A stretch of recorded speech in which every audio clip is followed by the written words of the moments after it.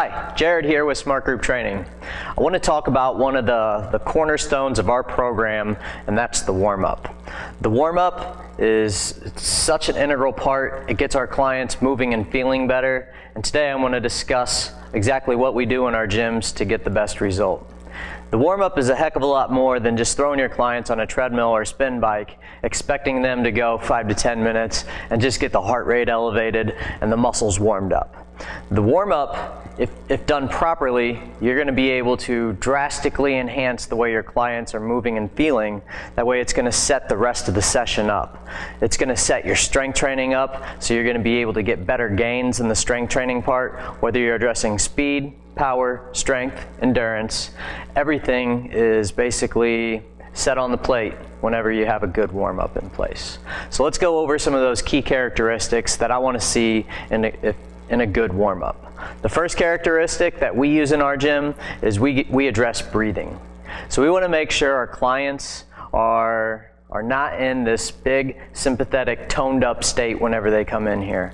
If you're dealing with clients primarily, especially in the evening after they've had all day in the world, to where they're going to be, have constant stresses out there, whether it's work, whether it's the commute to the gym, whether it's checking cell phone and checking the computer and emails on a regular basis all day.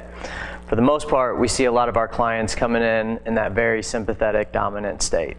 Whenever you get in that sympathetic dominant state, basically the muscles seem to get toned, tensed up, and the breathing is altered, and then basically it speeds up to a more rapid pace. So we want to slow them back down whenever they come in here. It sounds a little counterproductive because we're slowing them down before we get moving.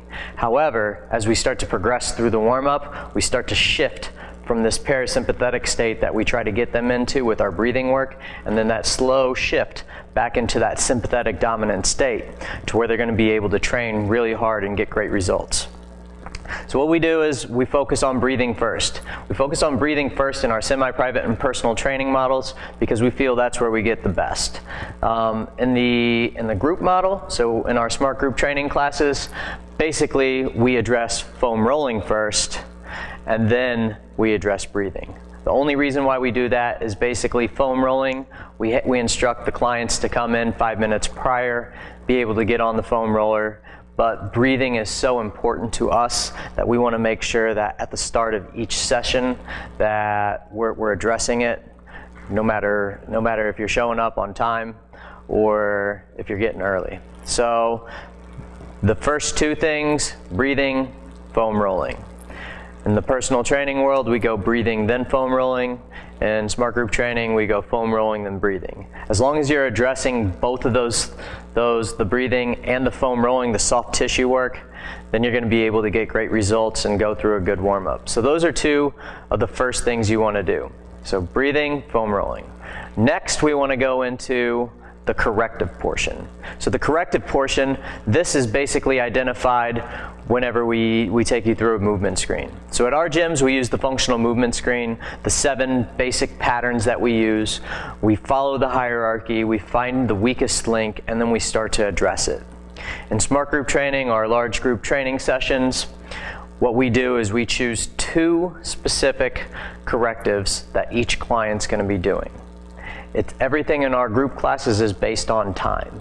So we have 10 rounds or 10 time periods in our warm-up, and the first 4 are going to be personalized correctives based on a movement screen that we use.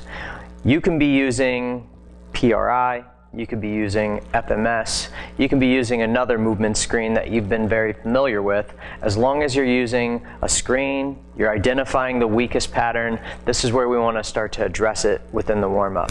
We do this right after the breathing and the foam rolling because the body is still back in that more parasympathetic state.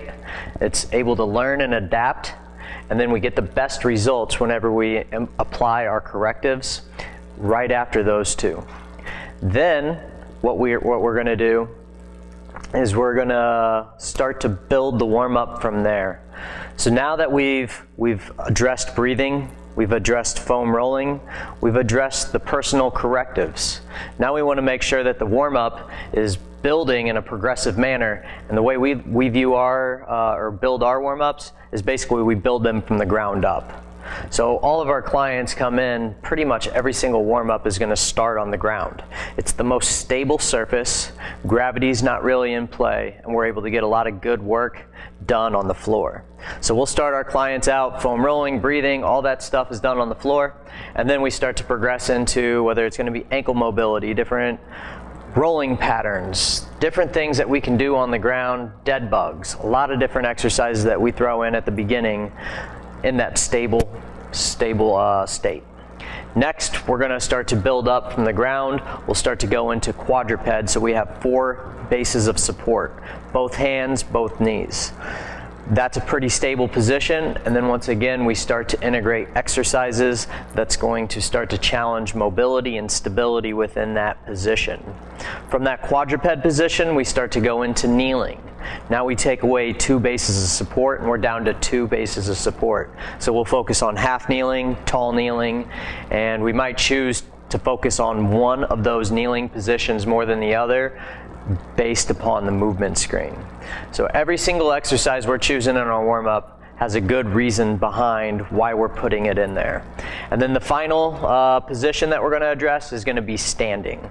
So we go from the ground to quadruped with 4 bases of support, to kneeling to where we have 2 bases of support, to standing, the more complex position, just because all your joints are in play. Gravity plays the biggest toll, has the biggest toll on the body in the standing position, and there's a lot more chance to basically screw up once we get on our feet. So we build from the ground up, and then we start to progress from there. If your clients really need like sprint work and different locomotion, this is where we start to go to finish the warm-up. So we build them from the ground up, we take them all the way through those 4 positions, we get them on their feet, we may squat a little, we may go through some hinging, and then we'll start to get into skipping, sprinting, shuffling, different things like that to add locomotion, speed, and coordination to finish that warm-up. And if you can tell, starting on the ground, working up, going from breathing into the corrective work, into the more, finishing with locomotion to where we're getting sprints, shuffles, and faster based movements, we just took the body from a parasympathetic dominant state to where we're able to address movement patterns and get the best success. And then from there, we just gradually shift into that sympathetic dominant state. And then by the end of the warm-up, we've gone through both nervous systems. We've primed the central nervous system, so if we're getting ready to go into speed and power work, it's going to be ready, so it's going to be the most effective and optimal. And from there, you should be ready for a killer training session.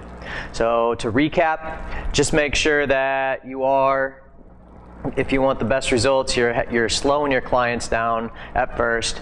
Focus on some breathing work. Then you're going to move into soft tissue, so you're going to be able to get good adaptations to that tissue quality. Then we're going to get the body moving specific to how you move based upon a movement screen. You're going to identify the weakest link and you're going to give correctives. The beginning of the warm-up is going to address those correctives, and then you're just going to build it from the ground up.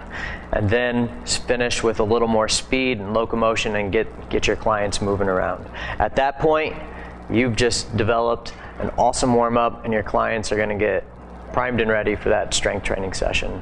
So take those key concepts, make sure your warm-ups are built that way, and start enjoying some of the success that we have with at our gym. Thanks.